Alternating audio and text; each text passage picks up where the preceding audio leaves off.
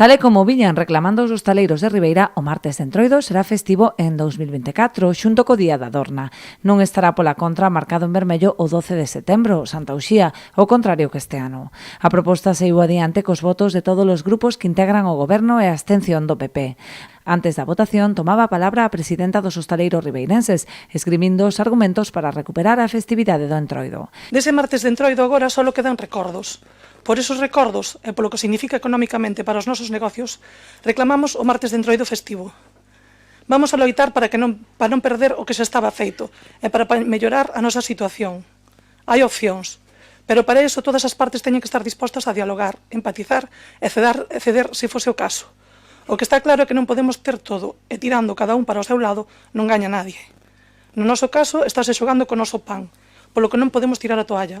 Entendemos todas as posturas, pero por iso defendemos unha proposta na que creemos que se celebrarían todos, porque estamos falando do noso traballo, e se podemos ter 3 días, mellor que 2. Dende a Asociación de Hostaleiros, o que pretendemos é que ese diálogo non pare, que as posicións se acerquen, que neste Concello se celebre todo o mellor posible.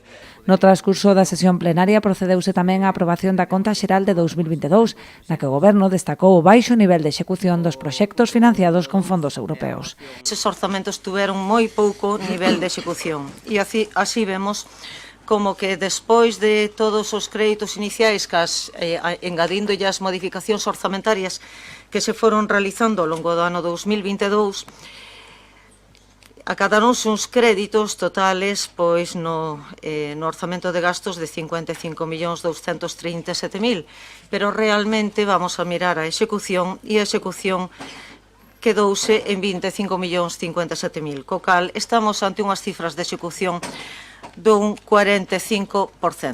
En materia orzamentaria aprobouse tamén un suplemento de crédito próximo aos 900.000 euros para aboar facturas pendentes de pago. Saíron adiante tamén outros puntos como a aprobación do convenio co Concello de Porto do Son para a solicitude dun obradoiro de emprego conxunto ou a participación na segunda fase do POS adicional, que se destinará íntegramente a gastos de mantemento e conservación de instalacións municipais.